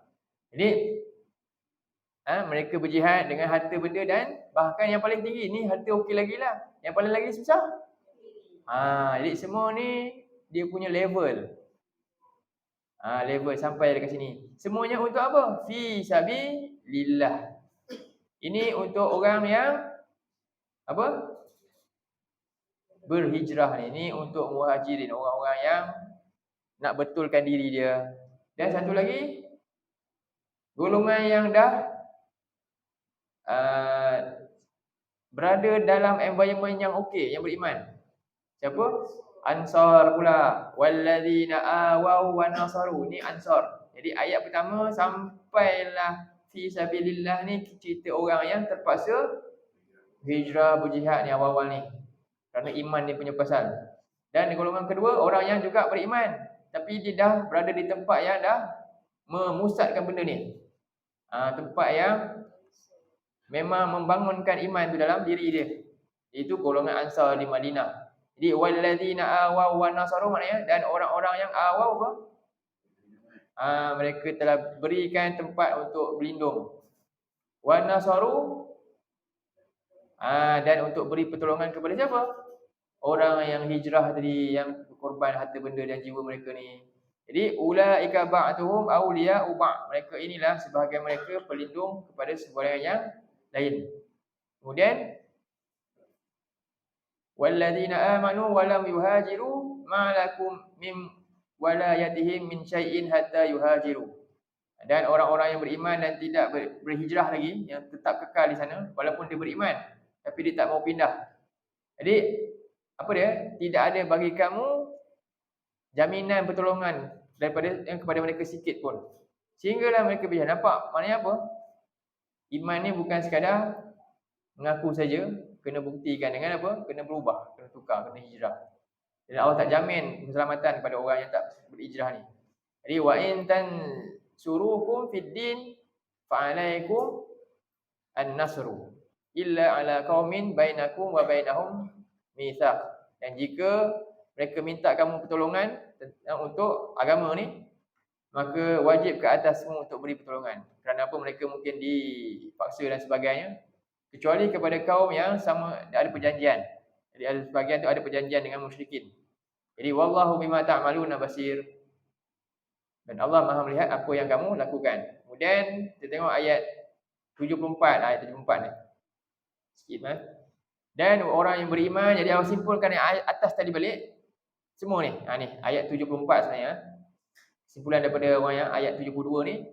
Dan orang-orang yang beriman, orang-orang yang berhijrah, orang-orang yang berjihad pada jalan Allah, serta dua-dua Allah gabungkan. Orang-orang yang menyiapkan tempat untuk orang-orang yang berhijrah tadi tu. Dan untuk menolong mereka dalam hijrah mereka ni kepada jalan Allah ni. Inilah Allah kata apa? Ulaika humul mu'minuna haqqan. Inilah orang yang sebenar-benar beriman. Jadi kita beriman ni, kita tengok kita kategori mana satu? Dua-dua kita kena ada ni. Apa dia? Beriman kena buat apa? Hijrah kena korban. Bukti dia. Ataupun yang kedua, Awal buat apa? Macam mana tu? Macam mana nak tolong orang nak berubah, orang nak belajar, tak ada tempat untuk ajar ilmu. Macam mana? Tak ada satu tempat nak belajar Quran. Macam mana? Kita ada benda tapi tak ada tempat. Boleh? Sebab tu kami kena jaga tempat kami. Awal kita bagi harta. Awal ni dia awal lebih kepada tempat. Umumlah tu. Tempat belajar, sekolah untuk jelas benda ni, perkara ni, duduk perkara yang dia perlu tahu. Dia dah hijrah, dia sekarang dah ada kesedaran apa nak kena buat. Nak kena mendalamkan ilmu dia, mesti ada satu tempat untuk hal tersebut. Dan orang ni kerja dia apa? Untuk tolong golongan tersebut. Inilah orang yang awal kata beriman dengan sebenar-benarnya. Sebab itulah nampak ciri ni sangat berlawanan dengan ciri orang yang la yu'tuna zakah, yang tak nak korban harta dia. Yang kedekut, dia korban harta, dia belanja tapi belanja untuk apa? Bukan fi sabilillah, tak ada kaitan. Dia belanja untuk benda lain boleh. Dia belanja kita untuk ni. Barulah Allah kata, inilah orang yang betul-betul beriman dengan sebenar-benar keimanan. Berkaitan sangat berkaitan rapatlah apa dia? Perkara zakat ni, infak ni, sedekah ni dengan hal keimanan. Dia tak boleh di-spreadkan benda tu. Jadi maknanya apa? Orang yang cuba tengok Allah kata dalam surah 92 pula. 92. Satu lagi ayat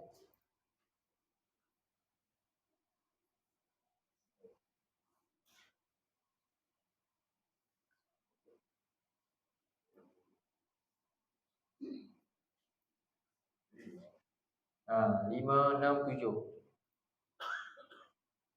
Lambat lah kalau pakai.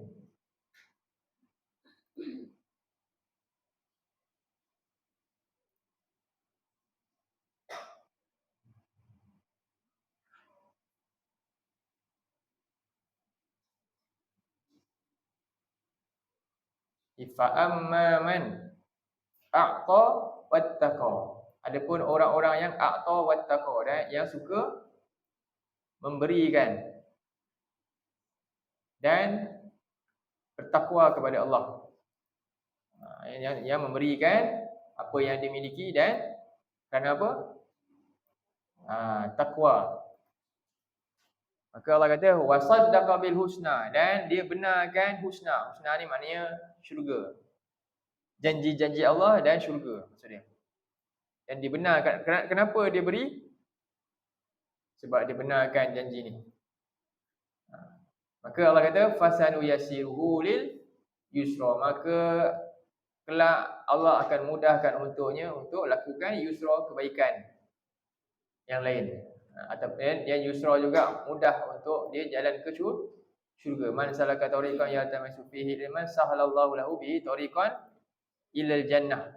Siapa yang menempuh jalan untuk ilmu korban dalam perjalanan tersebut, Allah akan mudahkan untuk dia ke syurga. Jadi siapa yang suka berikan pada Allah dan pada jalannya untuk manfaat pada orang lain, maka urusan dia dalam hal kebaikan Allah akan bagi mudah.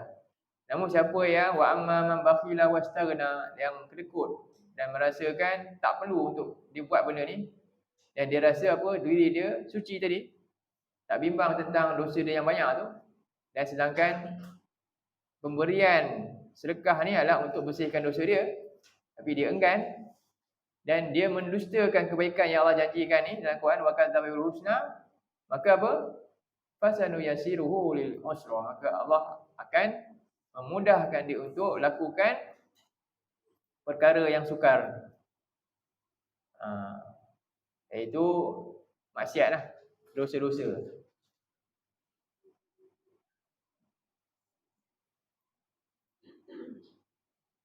Baik, seterusnya panjang juga Jadi Allah menjamin syurgaan bagi siapa yang sentiasa suka untuk mengeluarkan zakat. Zakat hati dia tadi bersihkan untuk belajar dengan berusaha memberi perhatian, peringatan Allah serta mentaati perintah dan meninggalkan larangan Allah bagi membersihkan jiwa dia. Serta zakat mal ataupun badan yang dengan lakukan ketaatan dan mengeluarkan harta bagi menolong segala usaha dan jihad bagi menegakkan kalimah Allah ni. Itu simpulannya kata Al-Zamakhsyari ni dalam tafsir ni Al-Kasyaf ni antara yang apa kata ringkaslah daripada saya kita elok kita jadikan sebagai pedoman untuk faham ayat yang kita baca ni. Kenapa lepas musyrik Allah kata siapa musyrik bukan cerita pasal sembah berhala apa tak, iaitu orang yang tak nak bersihkan jiwa, tak nak bagi zakat. Kenapa? Apa kaitan dia? Apa kaitan benda tu? Jadi dia kata Zamakhsyari ni kata, kalau sekiranya engkau tanya mengapa dikhususkan sifat-sifat orang musyrik tidak mahu keluarkan zakat dan kemudian berdekatan dengan kufuran terhadap ahli akhirat kan, allazina la yu'tuna zakah wa hum bil akhirati kafirun. Kenapa kaitan tu? Kalau kita tanya soalan ni, maka apa dia jawab? Kerana perkara yang paling dicintai manusia ialah harta. Bahkan hartanya seperti saudara rohani punya. Itu kalau tak ada tu, sekiranya ia menghabiskan dalam surah 89 ayat 20 ni, 89 ayat 20, wa tuhibbunal mala hubban jamma, dan kamu cinta harta sampai berlebihan. Jadi kemudian kata dia, sekiranya dia menghabiskan hartanya pada jalan Allah, maka itu adalah petanda benarnya iman, keteguhan dan kejujuran niat dia dalam agama dia. Sebab itu dalam surah 49 ayat 15, ciri orang yang benar iman ni Allah sebut. Ayat 15. A'udzubillahi minasyaitonirrajim. Kita baca cuba. Surat apa? 19.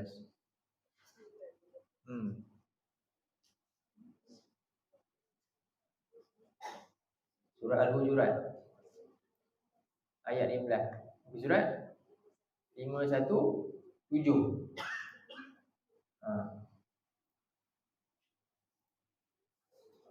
Okey. A'udzubillahi minasyaitonirrajim. Innamal mu'minuna alladzina amanu billahi wa rasulihi thumma lam yartabu wa jahadu bi amwalihim wa anfusihim fi sabilillah.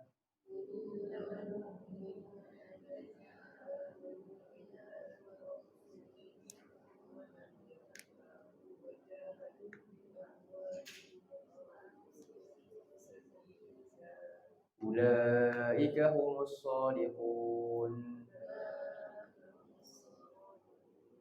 Sesungguhnya tidak lain orang-orang yang beriman itu adalah orang-orang yang beriman kepada Allah dan Rasulnya. Tsumma lam yartabu, kemudian mereka tidak ragu-ragu, wajahadu bi amwalihim wa anfusihim fi sabilillah, dan mereka berjihad, iaitu apa dia, mengorbankan apa yang mereka ada ni, sebagian harta mereka dan diri jiwa mereka untuk apa? Fi sabilillah. Ini banyak bulan puasa ni lagi bersepah-sepah apa dia? Review makan.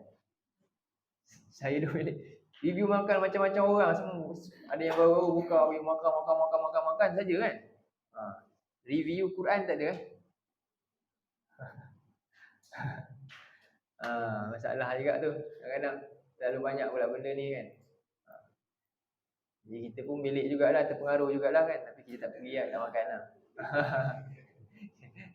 Haru mata je lah, tak ada dah rasa kan. Tak apa. Alhamdulillah. Jadi ulaika humus shadiqun, mereka lah orang-orang yang benar dakwah iman. Apa dia? Ini yang banyak dia lakukan dalam hidup dia. Jihad dengan apa? Harta dan diri dia habiskan untuk apa? Jalan Allah. Gunakan untuk jalan Allah. Gunakan untuk jalan Allah sedaya upaya. Jadi kita boleh ukur ke mana banyak yang kita habiskan dalam hidup kita, adakah pada hal ni ataupun sebaliknya dengan apa yang nikmat yang Allah beri pada kita ni. Ini ciri-ciri maknanya apa? Kita sedang dekat dengan perangai syirik. Boleh kita syirik dengan material ke tak? syirik dengan ilah. Apa ilah? Hawa nafsu. Kan? Ataupun sebaliknya kita betul-betul dekat dengan hidayah Allah. Jadi inilah bukti keimanan yang sebenarnya. Beza dengan orang musyrik yang disebutkan, iaitu yang tak mahu buka jiwa dia untuk terima kebenaran ni. Apatah lagi nak berikan apa? Harta dia lagi lah. Dalaman kalau tak nak suci, apa lagi nak keluar? Faham? Sebab itulah mula dengan apa? Dalam dulu barulah kepada harta. Tapi dua-dua ni saling berkaitan satu sama lain. Jadi bukti dia kata apa tanda iman dan benar teguh dan jujur ni ialah yang ni. Dia mampu untuk keluarkan ni dan terus dengan hal tersebut, maka itulah bukti dia beriman. Sedangkan jika ia enggan, maka itu petanda di sebaliknya. Apa maksud dia? Tanda sebaliknya, dia nifak, termasuk orang yang kafir. Syirik dalam beberapa hal. Itu dalam surah 9 ayat 86-87. Surah 9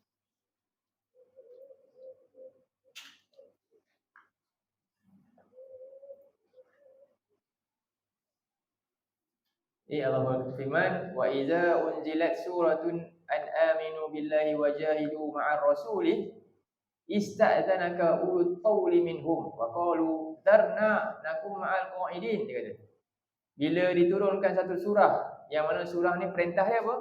Perintah dalam surah ni, berimanlah kepada Allah dan berkorbanlah kamu bersama Rasul. Apa berkata? Ada orang kata apa? Ista'zanaka ulul qawli minhum. Nescaya ada orang-orang yang kaya, iaitu munafik di antara mereka ni akan kata apa? Bagi alasan zarna nakum ma'al qa'idin. Dia minta izin untuk biarkanlah kami tinggal dengan orang-orang yang kat sini, tak ikut. Sebab kami ni ada benda-benda nak jaga ni. Diradu bi an yakunu ma'al khawalif. Mereka suka untuk tak masukkan diri dia. Tinggal bersama orang yang tak dapat turut serta untuk korban bersama Rasul ni. Dan akibat daripada kedekut ni, apa bila terjadi? Ni, punca ni je. Dia tak nak ikut je. Tak nak jihad sama-sama kan? Apa jadi pula? Tadi kita dah belajar apa? Kalau tujuan keluar ni untuk apa? Bersihkan. Yang ni jadi apa? Bertambah kau. Allah kata wa tubi'a ala qulubihim. Sebab sikap ni akhirnya apa? Allah tutup hati dan fahum la yafqahun. Apa jadi? Mereka tak dapat memahami lagi dah, tak nampak. Sebab itulah ilmu ni berdasarkan banyaknya jihad orang tu. Kadang-kadang kita pun pelik kan. Dia ni tak adalah ni sangat, tapi kenapa mungkin banyaknya sumbangan dia dan sebagainya, maka Allah buka hati dia lapang-lapang. Jadi punca kita mungkin sukar untuk buat kebaikan. Apa punca dia? Mungkin sebab kita kedekut untuk fi sabilillah. Bukan kedekut lain. Lain tak kedekut. Kedekut yang ni punca kepada kita susah nak buat sesuatu yang baik ni berdasarkan perintah Allah. Ini ciri-ciri orang yang munafik. Ini halangan dia. Itulah kata macam ini. Tidakkah engkau memerhatikan bahawasanya orang-orang yang murtad di zaman Abu Bakar As-Siddiq radhiyallahu anhu adalah orang-orang yang tidak mengingkari satu pun ajaran Islam, melainkan hanya ingkar kewajipan zakat. Lalu dia kata apa? Fikir dan renunglah. Maknanya apa? Banyaklah berjihad, keluarkan harta untuk tolong agama Allah ni, untuk tolong berkaitan dengan itu. Itulah antaranya kita keluarkan apa yang kita ada ni, gunakanlah masa kita untuk habiskan untuk sisa-sisa hidup kita ni pada jalan Allah. Baik, jadi seterusnya Allah kata dalam ayat tu apa? Innal ladzina amanu wa amilus solihati lahum ajrun ghairu mamnun. Beza dengan orang yang ayat 7 ni, sesungguhnya orang yang beriman dan beramal soleh ni mereka akan dapat ganjaran yang tidak putus-putus pahala.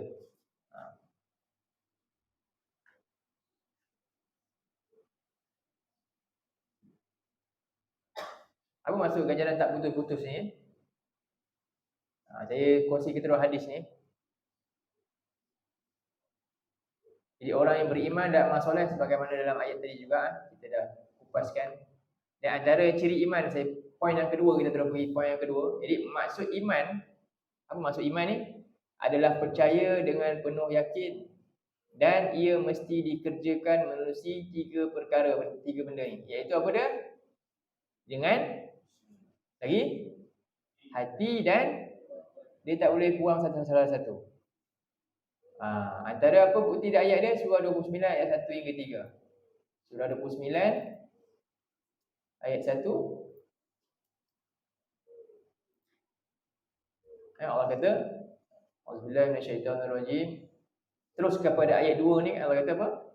Ahasiban nasu ayyutraku ayyaqulu amanna wa hum la yuftanun.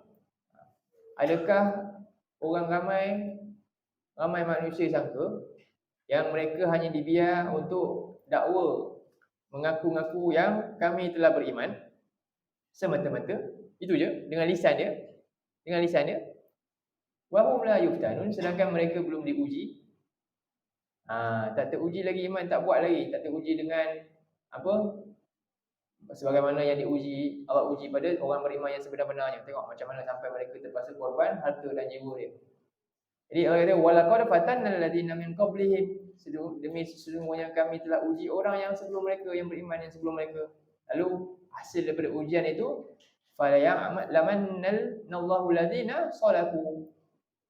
Allah benar-benar zahirkan, tahu siapakah orang yang betul. Dia cakap bukan cakap kosong, dengan hati dan perbuatan dia menunjukkan dia benar beriman. Dan siapakah yang sebenarnya berdusta. Jadi iman bukan hanya dengan mengaku saja, tapi mesti bukti dengan tindakan dia. Bagaimana dia dengan ayat-ayat Allah ni, bagaimana dengan perintah-perintah dalam dia. Dan bagaimana, seperti itu juga ciri orang yang hanya cakap je beriman ni. Orang apa dulu disebut? Orang munafik. Dalam surah 2 ayat 8, apa dia? Ayat dia, wa minan nasi may yaqulu amanna billahi wa bil yaumil akhir wa ma hum bimumin. Jadi ni iman dengan apa ni? Lisan, hati, perbuatan ke lisan je? Lisan je. Ada ramai orang, dari pelbagai orang, ada yang orang dia hanya qaul, cakap. Dia cakap apa? Kami beriman dengan Allah dan hari akhirat. Allah kata apa? Bukti dia tak beriman pun. Dia cuma cakap je tapi tak beriman. Kalau betul dia beriman, dia buat apa?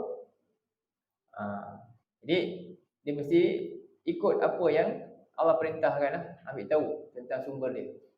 Jadi maka kerana itulah dua perkara ini amat berkaitan, iaitu iman dan amalan. Iman mesti dengan amalan dan tak dapat pisah. Tak mungkin.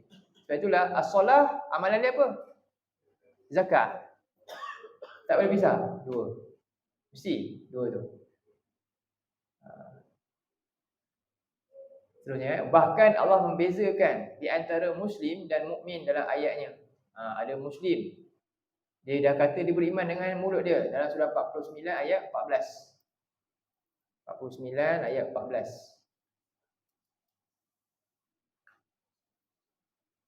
Kata orang Arab ni masa ni, ketika dah besar, empayar Islam sudah semakin berkembang dan telah mula digeruni oleh empayar lama yang besar yang lain.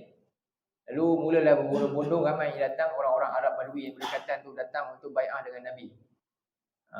Dan mereka datang ni, ada datang dengan sebenarnya untuk dapatkan kepentingan. Dia bukan datang untuk ni sebab kepentingan dunia juga. Kan? Jadi qalatil a'rabu amanna. Jadi berkata orang-orang Arab ni di sekitar ni datang berhubungannya, kami dah beriman. Kami ikut ni lah di bawah pimpinan Nabi ni. Kul, katakanlah wahai Muhammad kepada mereka, Allah kata lam tu'minu, kamu belum beriman. Kat sini maknanya ayat ni Allah kata apa? Nak pisahkan iman belum bukti dengan hanya ucapan. Walakin qulu aslamna. Kalau kamu nak ucap Islam boleh. Ucaplah kami telah Islam apa? Islam ni maknanya tunduk, patuh, menyerah diri je lah. Serah diri, ikut. Walamma yudkhilul iman, sedangkan iman belum masuk lagi ke dalam fi qulubikum, hati kamu. Jadi beza muslim dengan mukmin. Jadi ayat ni bezakan muslim dengan mukmin tu. Orang muslim belum tentu beriman. Selagi belum dibuktikan iman dia dengan apa yang Allah kehendaki sebagai pembuktian iman tu. Dan orang mukmin sudah pasti muslim lah. Dia macam tu. Jadi wa in tuti'u Allah wa rasulahu la yalitkum min a'malikum syai'an. Dan jika kamu taatkan Allah dan Rasul, Allah tak akan sia-siakan amalan kamu sebagai seorang muslim sikit pun. Ya. Amalan ketaatan sebagai seorang muslim tetap dapat ganjaran dia. Allah kata, innallaha ghafurur rahim. Sesungguhnya Allah Maha Pengampun lagi Maha Penyayang. Apa ciri mukmin yang Allah nak? Bawah ni. Ni baru mukmin. Bila kamu buat ni, barulah Allah iktiraf dia orang beriman. Apa dia? Innamal mu'minuna allazina amanu billahi wa rasulih. Semuanya orang beriman itu pertama dia beriman kepada Allah dan Rasulnya, betul. Kemudian dia tidak ragu-ragu dan dia buat apa? Jahadu bi amwalihim wa anfusihim fi sabilillah. Ni ayat yang kita dah buka tadi. Ni ciri-ciri yang Allah nak, barulah terbukti iman. Itu dalam ayat ni. Jadi bahkan Allah bezakan di antara muslim dan mukmin dalam ayatnya ni, serta menjelaskan ciri mukmin yang sebenar dalam ayat seterusnya, dalam ayat surah Mukminun ayat 11. Manakala Allah menjelaskan ciri-ciri orang yang imannya rosak, yang hanya mempamerkan imannya di lisan. Dan adakala dia menzahirkan ucapan dan perbuatan untuk mengaburi orang-orang yang beriman. Jadi ni ciri-ciri orang-orang munafik. Dalam contohnya dalam surah 40 sampai yang 48 lah. 48 ayat yang ke-11. Ini panjang ya, sekejap surah 3 kot. Ayat 167.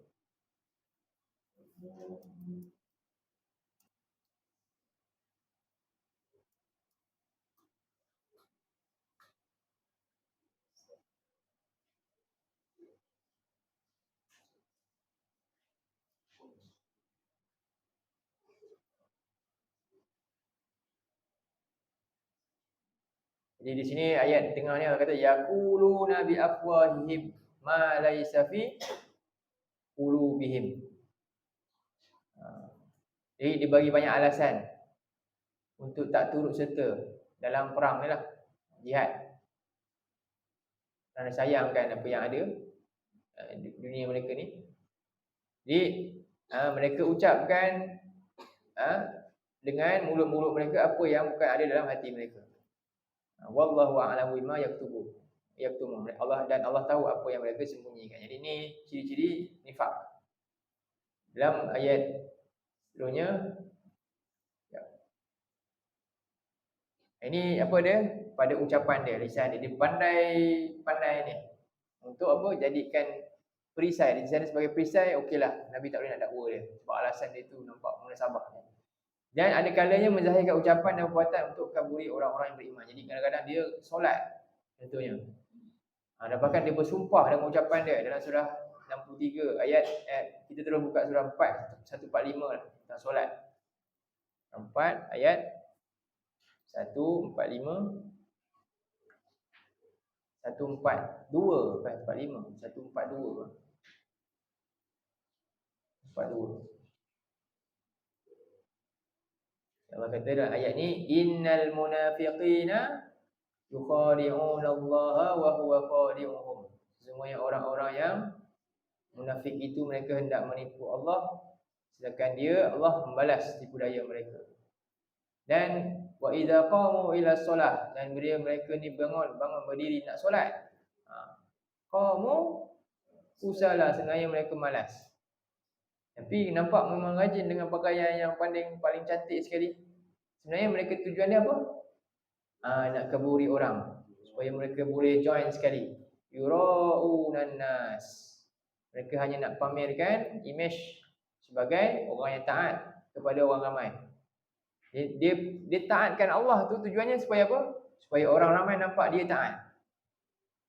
Okey. Ini pun kena hati-hati juga. Banyak amalan yang khusus kita buat sepatutnya memang rahsia dengan Allah je. Janganlah tunjukkan. Tahajud malam-malam jangan tunjuk.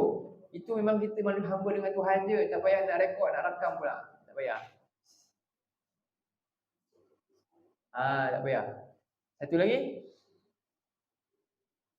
sedekah, puasa. Puasa pun sama juga. Puasa yang kita kena tunjuk bila? Bulan Ramadan, tak boleh elak. Puasa yang kalau boleh tak boleh tunjuk kecuali bila orang tanya je, ataupun ada benda contohnya nak gaduh dan sebagainya, baru beritahu. Puasa apa? Puasa sunat. Kalau boleh jangan cakap.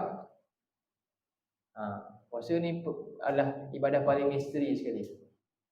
Kan? Kalau saya makan kat rumah ni sampai tahu dalam kereta, tahu orang nampak puasa. Paling misteri puasa. Solat orang nampak, gaya solat. Tapi puasa siapa pun tak tahu.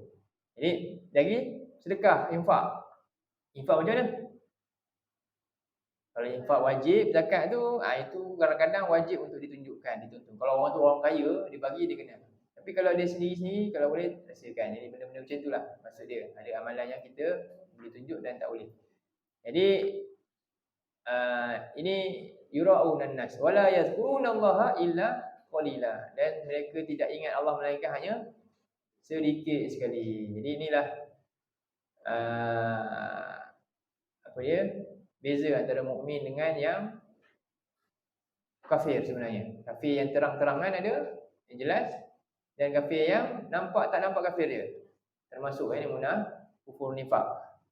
Di iman adalah, sebab itulah iman adalah 3 perkara, lisan, hati dan perbuatan. Kalau iman dengan lisan dan perbuatan saja tapi tak pada hati, itu munafik.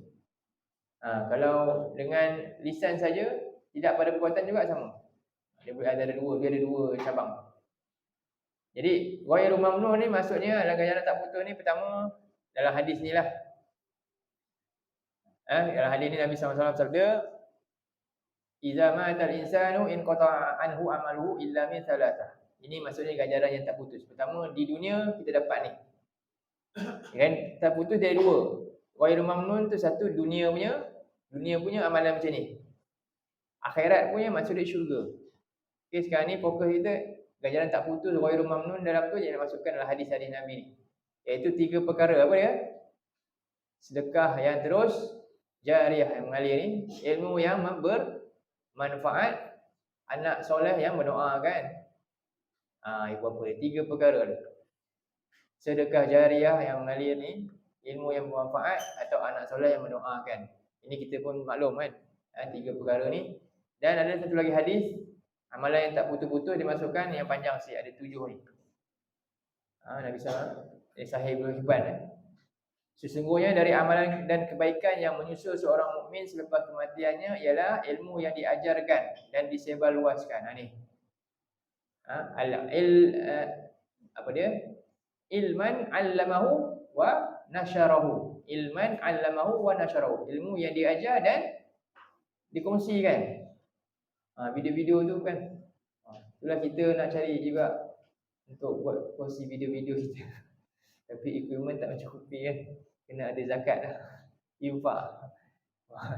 Jika kita buka ke bolehlah sama-sama tolong iklan-iklankan lah. Banyak juga benda-benda yang kita terbatas nak buat sebenarnya. Kita banyak nak buat. Itulah. Jadi ilmu yang disebarluaskan ni. Yang kedua, waladan salihan tarakahu. Itu anak soleh yang ditinggalkan. Kedua. Yang ketiga, ni anak soleh yang ditinggalkan ni termasuklah apa? Anak sendiri lagi, kalau tak ada anak, anak murid sama. Anak murid. Yang ketiga, masjid atau masjidan banahu, masjid yang dia bina. Masjid yang dibina pun sama juga, bina masjid. Pastikanlah masjid ni masjid yang takwa, bukan masjid dirar. Tengok juga ada syarat masjid ni. Ada masjid dirar yang kita dah bincang, sebelah lain kot. Ni nanti kena di dalamkan ni. Perbincangan ni dalam surat Taubah ada cerita dia. Dan seterusnya rumah untuk musafir yang dibina. Rumah untuk orang musafir yang terputus bekalan. Ni dalam perjalanan. Ini termasuklah awawan Nasaru yang kita bincang tadi. Nasrani, orang Nasrani, orang Ansar tu. Itu juga. Pun boleh juga. Boleh masuk umum. Secara umumnya dapatlah semua tu. Yang penting bukan bertujuan maksiat. Selama mana dalam keadaan halal dan baik kan semua tu. Mesti sungai yang digali, sungai. Naharon karahu. Ini yang tak putus-putus maksudnya. Ghairu mamnun. Pahala ni tak putus Allah bagi. Alirkan sungai untuk manfaat orang lain. Kat sini banyak kan, dekat sana pun ada tebuk apa? Tebuk Haji Musa. Parit apa semua kan? Banyak juga. Dia orang macam tu kalau dengan ikhlas ni kerana Allah ni, tanpa dia ni, dapatlah dia punya pahala daripada orang yang gunakan tempat tu.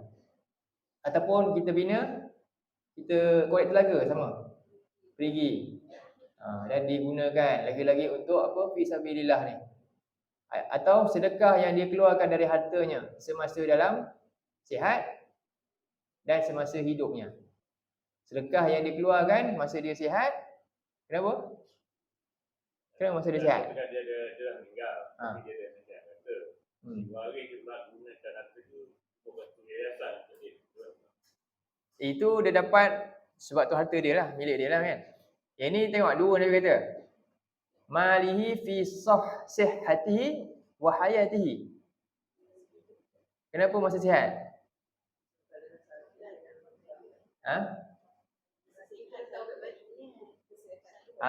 Selalunya orang bila nak sedekah ni bila sakit dia kata tak apalah ni, bagilah, tiba-tiba dia bisik kat orang tu ni, ambillah semua ni. Sebelum ni bukan main kedekut lagi. Dapat tak nilai besar kat Allah? Tak dah. Lain sih, tak dapat dah. Ini Nabi kata ni, Nabi jelaskan ni kenapa dia tekankan dua tu. Sihati, masa dia sihat, tu yang mahal. Dan masa dia tengah hidup, masa dah mati, belum tentu dapat. Tak ada jaminan. Tak ada jaminan yang clear sangat. Contohlah kita kan, betul kadang-kadang kita salah faham tu. Masa dia hidup, dia sombong buat benda ni. Tiba-tiba nak harapkan yang dia punya masa hidup tu punya keadaan, tiba-tiba kita nak dengan dia punya, kita nak guna untuk Allah, tak boleh dah, tak dapat. Sebab amalan orang masa bila stop, bila niat dia tu. Masa tujuan dia hidup dia macam mana. Jadi keadaan itulah yang akan dapat tak putus masa dia mati pun. Masa dia hidup memang apa? Dia banyak nak buat benda ni untuk Allah ni, sedekah, yang buka. Tapi kalau masa hidup dia kedekut, masa hidup dia tak nak bagi harta dia, lepas tu dia mati, lepas tu orang pun sedekah harta dia untuk tujuan dia dapat. Dapat tak? Tak dapat. Ada yang kata dapat, ada yang kata tak dapat lah pelangannya. Cuma akhirnya kita serah pada siapa? Allah lah. Sebab ada Nabi innama yu'asun nasu ala niyatihim. Nabi sebut, sesungguhnya manusia nanti dibangkitkan di atas niat dia dulu masa dunia. Dulu dia kedekut dan kebetulan dah dia dah harta tinggal, tiba-tiba orang nak sedekah nak dapat kat dia, tak dapat lah. Sesuai dengan niat dia dululah. Itulah pandangan yang kata tak dapat. Faham? Nak kata dapat, ada pandangan lah. Tapi pandangan tak dapat, itulah. Logiknya macam tu lah. Betul lah. Kamu dulu memang tak nak. Kan? Dan memang kamu memang tak hajat benda tu pun. Kebetulan lah masa hidup banyak orang pun gunakan konon-kononnya untuk dia dapat tak? Dia dulu memang sombong tak nak dapat apa? Itu logiknya macam tu. Orang tu lah dapat. Sebab itulah harta tu hanya waris yang untung lah. Itu yang kita harapkan. Sebab itulah pentingnya apa? Iman. Sebab iman dia tak ke situ. Macam mana nak dapat? Dia tak ada, seolah-olah tak ada kad kredit tu. Dia tak ada lesen tu. Kan? Adik betul. Dan semua itu akan menyusuli selepas kematiannya. Ini juga ganjaran yang tak betul-betul. Dan yang terakhir hadis ni, siapa yang tunjukkan sunnah yang baik, lalu orang pun ikut setelahnya, dia akan dapat pahala daripada pahala orang yang amalkannya tanpa kurangi pahala sedikit pun. Dan siapa yang buat contoh yang buruk, sunnah yang buruk, lalu orang lain buat juga, dia juga akan dapat dosa dari orang yang amalkan. Jadi ingatlah, yang tak putus-putus ni boleh jadi dua jalur. Satu jalur pahala, satu jalur dosa. Kena hati-hati. Jadi inilah kesimpulan daripada ayat 8 tu. Habislah kot jenuh juga ni saya. Jadi insyaAllah nanti saya hari ni dah share sampai hari ke berapa ni? 13. Jadi esok kita akan masuk ayat 9. Dan ayat ni berkaitan dengan cerita lain dah kauniyah dah mula. Jadi sebenarnya surah Fussilat ni dia punya mukaddimah dia penting dia, core jalan cerita utama dia ayat 1 sampai ayat 8. Macam surah Yasin sampai ayat berapa? Surah ni sampai ayat berapa? 8. Stop situ. Baru kita start ayat ni. Jadi lepas ni kita secara lebih umum kita akan terjemah sekaligus. Tak adalah buat penggal-penggal tu. Boleh ke? Tak sempat lah nak buat penggal satu sebenarnya. Lambat. Jadi saya akan secara kita ambil mafhum makna je lah ikut tema poin dalam ayat. Kita apa? InsyaAllah. Kalau nak sambung lagi nanti secara satu-satu ayat kena buat kelas Fusilat je lah. Betul-betul memang satu-satu ayat InsyaAllah. Sampai sini dulu untuk pagi ni. Qulu qawli hadza wa astaghfirullah azim li wa lakum. Allahumma ja'al hadza jam'ana jam'an marhuma wa tafarraqna min ba'dihi tafarraqan ma'suma. Allahumma inna na'udzubika minal arba' min ilmin la yanfa' min qalbin la yakhsha' min nafsin la tashba' min wa'in la yusma'. Rabbana atina fid dunya hasanah fil akhirati hasanatan wa qina adzabannar. Wa sallallahu ala nabiyyina Muhammad wa ala alihi wa sahbihi wa sallam. Alhamdulillahirabbil alamin.